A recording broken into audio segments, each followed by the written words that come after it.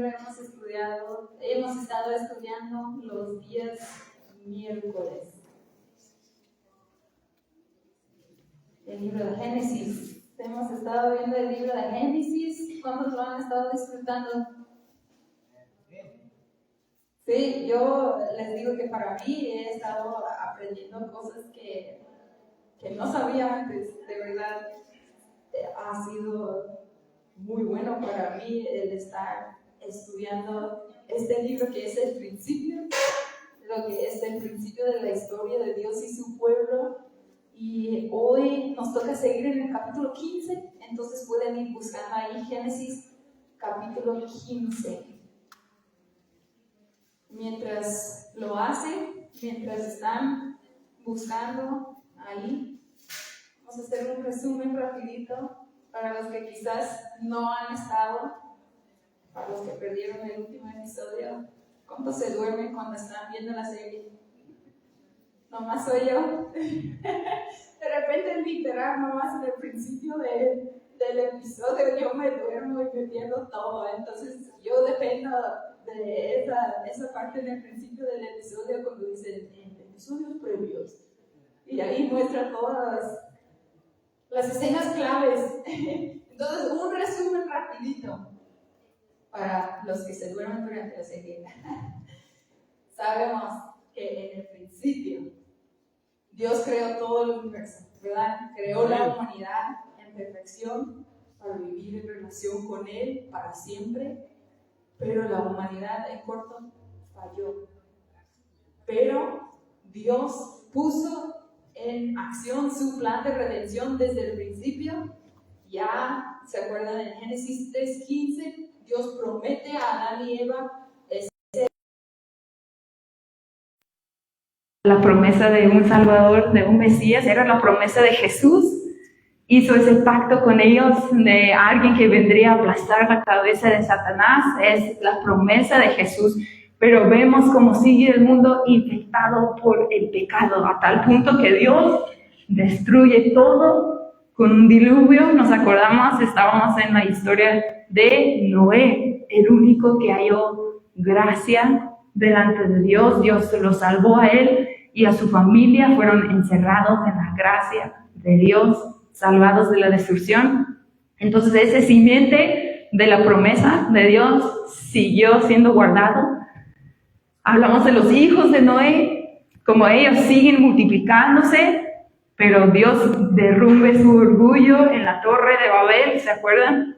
Confundiendo su lenguaje, haciendo que obedezcan su mandato de ir y llenar la tierra. Es ahí donde se empiezan a extender en toda la tierra. Y de la línea de Sem, que era uno de los hijos de Noé, que sí honraba a Dios, viene Abraham. Ahora, en Génesis 12 es cuando conocimos a Abraham, a quien Dios le dijo, sal de tu tierra a un lugar donde yo te voy a mostrar. Y Abraham obedece. El plan de Dios entonces sigue a pie, quiere formar un pueblo suyo, una nación bajo su bendición, y escoge a Abraham. ¿Es porque Abraham es bueno? ¿Es porque Abraham es muy justo? No, claro que no, porque vemos que justo después de que Dios le da esa promesa, llegan momentos difíciles y Abraham duda, toma las cosas en sus propias manos, se va a Egipto. Entonces, ¿por qué Dios lo escogió? Por su gracia. Vemos en esta historia, toda la historia, la gracia de Dios. Dios tenía un plan y no era un plan tan débil que pudiera ser destruido por las fallas del hombre. Abraham fue cubierto por la gracia de Dios, regresó a comunión con Dios, y cuando escoge vivir por fe, vimos en capítulo 13 que Dios reafirma de nuevo la promesa que le hizo, y Dios lo cubre, lo bendice. Entonces ahí va formando lo que son las bases de este pueblo suyo que está formando. Le da una victoria imposible. No sé cuántos de ustedes se acuerdan de esa historia de los reyes, de las alianzas de reyes. Y Abraham con sus 318 siervos, su pequeño ejército, derrotan a ese ejército de la alianza de 4 reyes. Dios le da esa victoria que parecía imposible. Al final del capítulo 14, él tiene derecho a quedarse con todo lo que había ganado en la batalla, pero vemos que lo rechaza, porque dice, no, él no quiere que nadie se lleve el crédito, nadie se lleve la gloria aparte de Dios.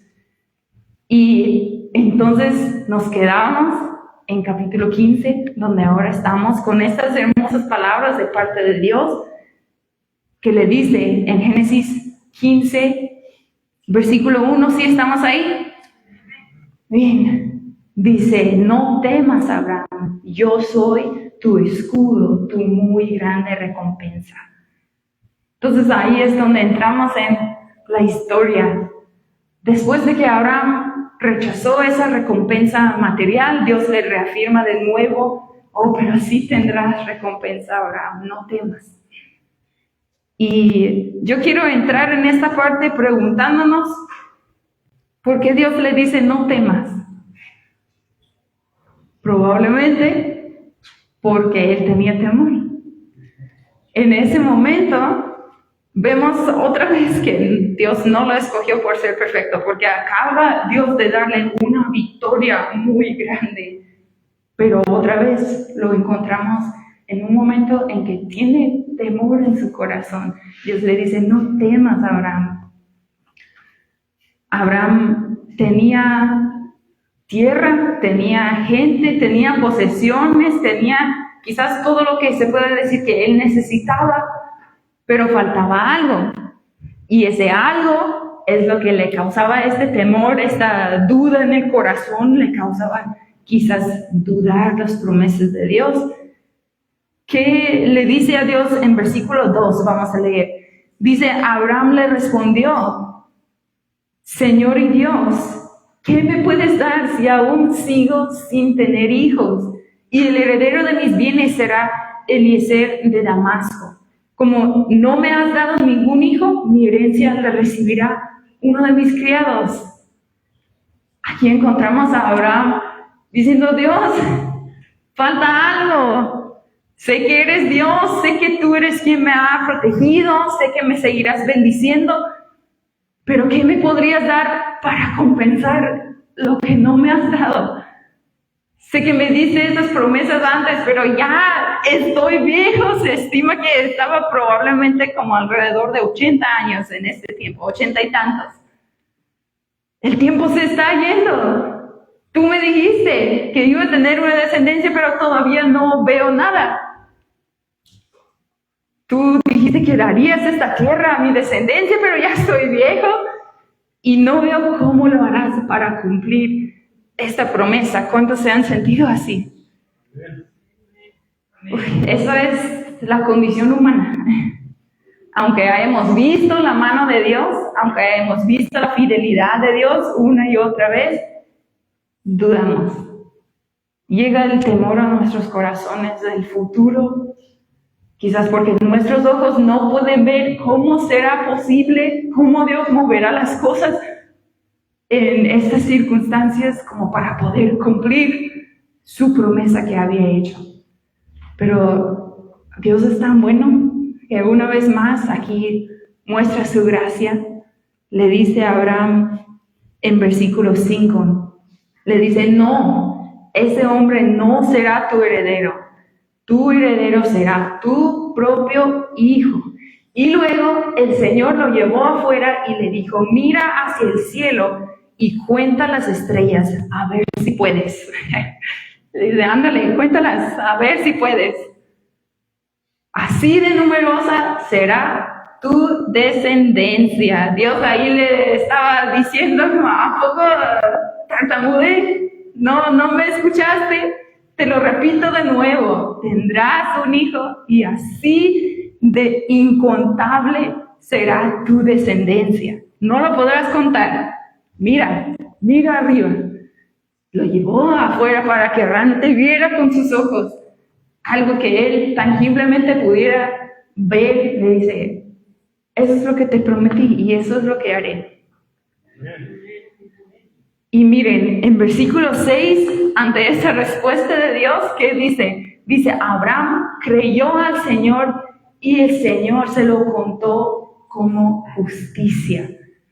Abraham creó al Señor, confió en su palabra, puso su esperanza, su confianza en Dios y se le contó como justicia. Este proceso suena familiar, suena como algo que hemos escuchado, algo que hemos hablado, porque este es el Evangelio justo aquí en Génesis. Pablo se refiere a ese mismo versículo en Romanos 4, cuando está tratando de explicar a los romanos la salvación mediante la fe, que no es por obras, sino mediante la fe en Cristo Jesús, y se refiere a esto. De hecho, vamos a ir ahí a Romanos 4, pero dejen ahí su marcador algo en Génesis 15, porque vamos a volver ahí. Pero vamos a Romanos 4, ahí en versículo 1. ¿Estamos ahí? Romanos 4, versículo 1. Este es Pablo escribiendo a los romanos. Les dice, entonces, ¿qué diremos en el caso de nuestro antepasado Abraham? En realidad, si Abraham hubiera sido justificado por las obras, habría tenido de qué jactarse, pero no delante de Dios. Pues, ¿qué dice la Escritura? Le creyó Abraham a Dios y esto se le tomó en cuenta como justicia. Ahora bien, cuando alguien trabaja, no se le toma en cuenta el salario como un favor, sino como una deuda. Sin embargo, al que no trabaja, sino que cree en el que justifica al malvado, se le toma en cuenta la fe como justicia. Ok, Pablo aquí les está explicando a los romanos la salvación, la justificación, el estar en posición correcta delante de Dios, no es por nosotros, no es por nuestras obras, no es por lo que nosotros podemos hacer. Les pregunta, ¿Abraham fue justificado por sus acciones? No, él falló muchas veces. ¿Cómo es entonces que él fue justificado delante de Dios? ¿Qué dice? ¿Qué leímos en Génesis? Creyó a Dios. Creyó. Es todo. Dios dijo, eso es el único requisito que tengo. ¿Qué crees? Fue justificado mediante la fe, porque él tenía fe, él creyó. Y Pablo explica, mira, si alguien trabaja, entonces ese salario que se le da no es algo como un favor, sino es algo que se le debe. Pues se ganó su salario. O sea, si tuviéramos suficientes buenas obras, si pudiéramos trabajar como para ganarnos la salvación, pues tendríamos de qué jactarnos, dice Pablo. Pero no tenemos. No trabajamos por esta justificación. No pudimos, porque ¿cómo estábamos? Estábamos muertos en el pecado. Ni siquiera reconocíamos nuestra condición. No hay nada que pudiéramos haber hecho para ganarlo, para ganar la salvación, pero se nos fue dado este incomparablemente grande regalo, aunque no lo merecíamos. ¿Qué es eso? Es gracia. Entonces, para recibirla, Dios requería una sola cosa, ¿qué es? La fe. Que creyéramos a Dios, que creyéramos la palabra de Dios. Fuimos justificados delante de Dios por gracia mediante la fe. Así como Abraham, que incluso después de fallarle a Dios, muchas veces todavía fue cubierto por la bendición de Dios. Eso es gracia. Aunque a veces le llegaba el temor a su corazón, él creyó a Dios, tenía fe. Dice, Abraham le creyó a Dios y se le fue contado como justicia. ¿Cuántos están entendiendo? Somos salvos por gracia mediante la fe. Muy bien. Vamos a seguir en Génesis 15. Volteen de nuevo a Génesis 15. Seguimos en versículo 7, donde Dios le confirma una vez más, por si fuera posible que todavía no entendía Abraham. Génesis 15, versículo 7. Le dice, yo soy el Señor que te hice salir de Ur, de los caldeos, para darte en posesión esta tierra. Y yo a veces pienso, wow, no, pues yo también le hubiera creído a Dios si Él se hubiera presentado así delante de mí, si Él me hubiera llevado afuera, si me hubiera hablado de esa manera, pues ¿quién no iba a creer viéndolo así?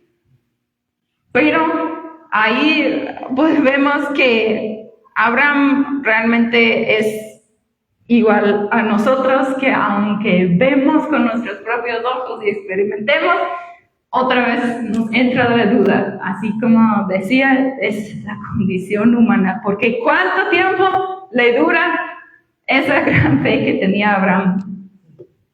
Un versículo,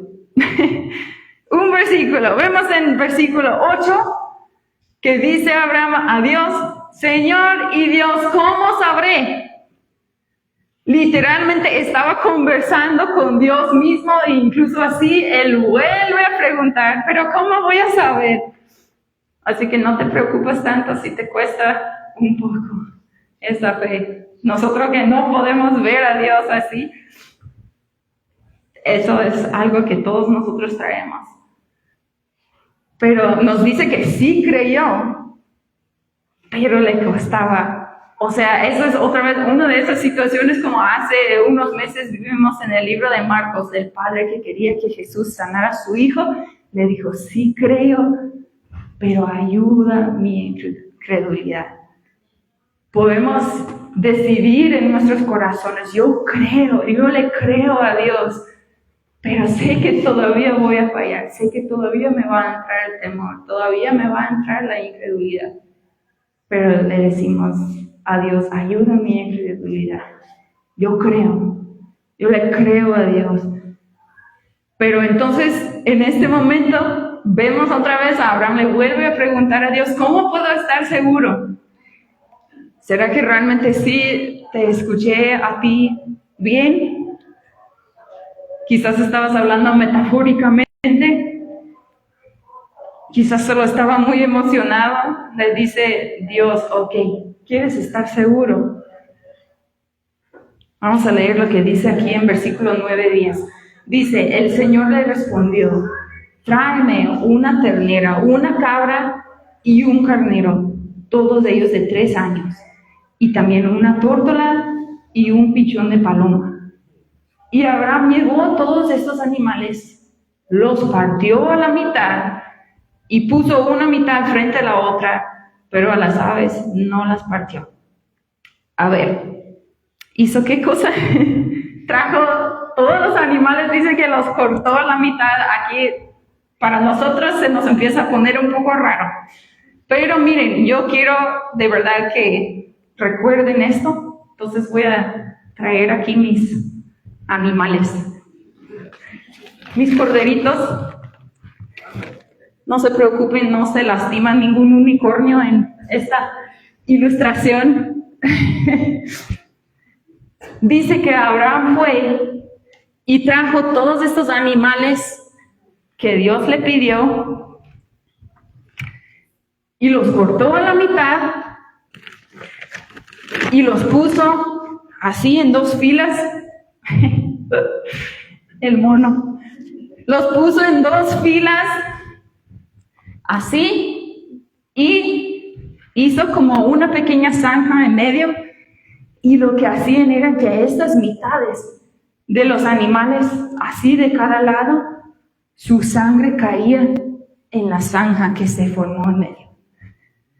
Entonces aquí tenemos las 2 filas de animales, la zanja en medio que se llenaba de la sangre de estos animales. Se nos suena como algo muy raro, pero ¿por qué creen que Abraham lo hizo sin que le pareciera raro a él? Para él, probablemente ya lo había hecho antes.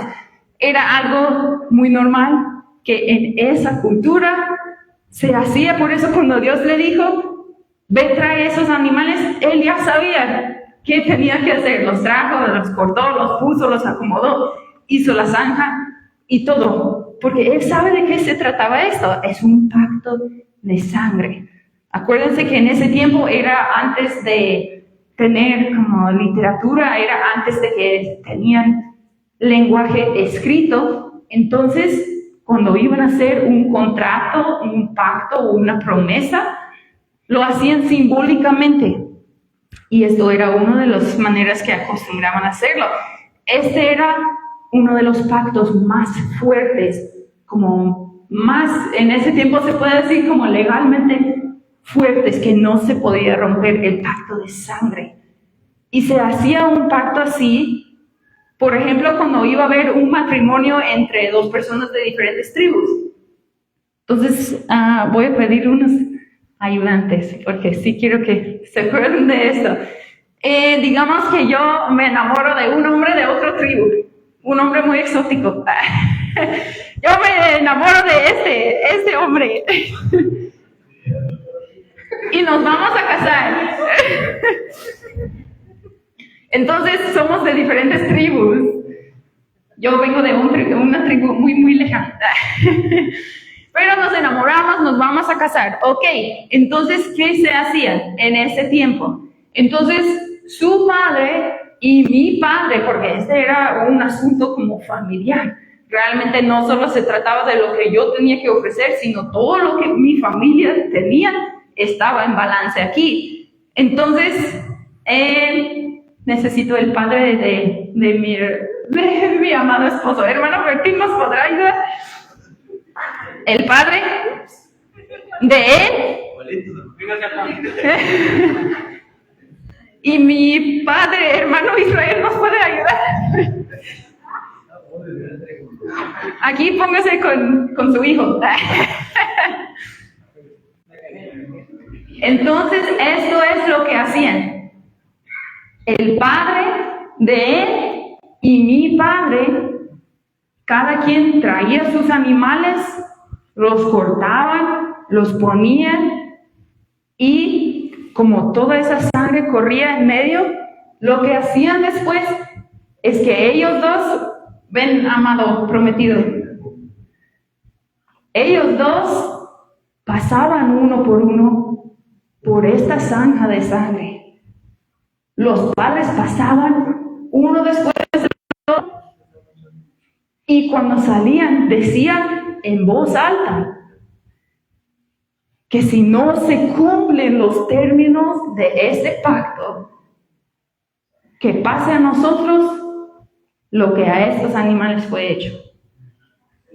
Fue cosa grave, cosa seria. O sea, básicamente estaban diciendo, ponemos todo lo que nosotros tenemos en el balance por decir, este pacto se va a cumplir. Así tenía que ser, pasaban por esa zanja de sangre diciendo, este pacto no se va a romper. Ese era un compromiso muy serio, un pacto sellado por sangre. Pero había una excepción. Digamos entonces que el hombre de quien me enamoré resulta que era príncipe, el príncipe Arturo. Y su padre, el rey Bertín. Si su padre era rey, pero digamos, mi padre era hombre común, éramos gente común, él era trabajador de campo, era albañil. Pero de quien me enamoré era realeza. ¿Quién creen ustedes que tenía que pasar por la zanja? El rey no lo tenía que hacer. Quien era realeza, ya todos sabían, obviamente él tenía lo suficiente como para poner en caso de cualquier cosa. Pero el hombre común, ¿qué tenía para dar? Aparte de su propia vida. Entonces, si había uno de realeza, solo el hombre común tenía que pasar por esta zanja diciendo, si este pacto no se cumple, cae sobre mí. Ya, muchas gracias por la ayuda, muchas gracias. Un aplauso para ellos.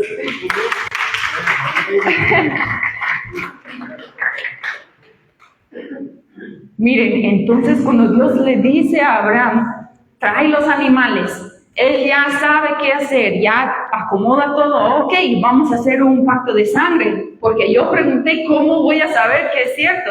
Entonces Dios decía, trae esas cosas. Él decía, oh, ok, vamos a hacer un pacto. Pero cuando él se está preparando para caminar por esa zanja, como era la costumbre, dice que ya está anocheciendo y de repente dice que Abraham cae en un profundo sueño y lo envolvió una oscuridad aterradora. Miren, esta fue como la manera que lo tradujeron como para explicar, pero lo que dice en el hebreo original es algo como que Abraham no estaba dormido, sino más bien estaba como inmovilizado por Dios, pero estaba consciente porque Dios le sigue hablando.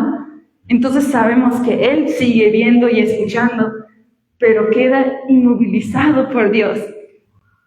Y Dios le sigue hablando. Entonces leemos en versículo 13. Dios le dice, debes saber que tus descendientes vivirán como extranjeros en tierra extraña, donde serán esclavizados y maltratados durante 400 años. Está hablando del tiempo en que el pueblo de Dios se encontraría en la tierra de Egipto, como esclavos, por 400 años precisamente. Y aquí es donde yo creo que ya empezaría yo a renegar, no, pues, si la descendencia que tú me prometiste va a estar como esclavos 400 años, no, pues mejor ya no quiero hijos. Pero por algo Dios lo tenía así inmovilizado, él no podía contestar, solo podía seguir escuchando y viendo. A fuerzas tuvo que seguir escuchando y qué bueno, porque Dios le dijo, pero todo eso pasará, pero yo castigaré a la nación que los esclavizará y luego tus descendientes saldrán en libertad y con grande riqueza. Y tú, en cambio, te reunirás en paz con tus antepasados y te enterrarán cuando ya seas muy anciano. Entonces Dios le dice, ¿sabes qué? No siempre será fácil para esta nación que estoy formando, para este pueblo mío que estoy haciendo a través de ti. En momentos van a querer rendirse, en momentos van a preguntar dónde estoy, pero yo los voy a sacar. Van a ser bendecidos, van a estar bien. Y le dice Dios a Abraham, tú no te preocupes, vas a vivir una larga vida y morirás en paz y estarás conmigo. Y entonces Abraham en ese momento ve algo con sus ojos. Vemos en versículo 17. Dice, aparecieron una hornilla humeante y una antorcha encendida, las cuales pasaban entre las piezas. Abraham miró que esas cosas pasaban por esa zanja de sangre entre las piezas. Una hornilla humeante y una antorcha encendida. La palabra como fancy para estas cosas es teofanía, que es simplemente una manifestación física y visible del Dios invisible. Es Dios mostrándose como algo. Lo hace muchas veces a lo largo de la Biblia. Vemos como Dios se presenta a Moisés como esa zarza que ardía. Vemos cómo guiaba al pueblo de Israel con la nube de su presencia, la columna de fuego. Esas cosas son teofanías. Entonces, lo que Abraham estaba viendo en ese momento era a Dios mismo pasando por la zanjita de sangre. Y presten atención, ¿cómo es esto? La costumbre de la cultura decía, si eres rey, si eres realeza, no tienes que pasar por la zanja. No tienes que pasar por la sangre. Pero aquí vemos que el rey de todo el universo le dice al que ahora nosotros llamamos como el Padre de Naciones, tú quédate ahí, yo pasaré. Yo voy a pasar por la sangre por ti. Tú ahí quédate. Y lo que estoy haciendo es probando que cuando tú no puedes cumplir con este pacto, cuando tú fallas, porque sabemos, Abraham, que tú vas a fallar, tus descendientes también. Y cuando lo hagan, yo pagaré el precio con sangre. Yo pagaré por ti. Y dice versículo 18, en aquel día el Señor hizo un pacto con Abraham. ¿Están escuchando esto? Porque este es el Evangelio. Miren, si alguien en algún momento te dice, no, yo no leo el Antiguo Testamento porque ya no aplica, ahora solo el Nuevo Testamento. Tú dile, no, de lo que te estás perdiendo. Porque todo esto que estamos viendo aquí, vemos que desde un principio Dios tiene su plan de salvación. Jesús se revela desde el principio de la historia. Todo esto hace lo que hace Jesús en el Nuevo Testamento, incluso más asombroso, incluso más significativo. Porque vemos ese plan de salvación que Dios tiene para la humanidad desde un principio. Dios sabe que vamos a fallar. Dios sabe que nosotros no somos fieles, no somos justos. Pero dice, yo haré una manera. Yo pagaré por ti. Haré la manera para reconciliarnos de nuevo. Yo pasaré por la sangre. Yo pagaré el precio por ti. Quiero invitarlos que se pongan sobre sus pies conmigo y escuchen. Este es el Evangelio que es para nosotros aquí y ahora. Jesús pagó con su sangre nuestra redención, sabiendo que nosotros le íbamos a fallar, sabiendo que nosotros no podemos cumplir, pero Él pasó por esa zanja, por ti y por mí, dando su propia vida como prueba de decir, este pacto no se rompe, poniendo todo lo que Él tenía como prueba de su fidelidad, como prueba de su amor. Y nos da el regalo más grande posible,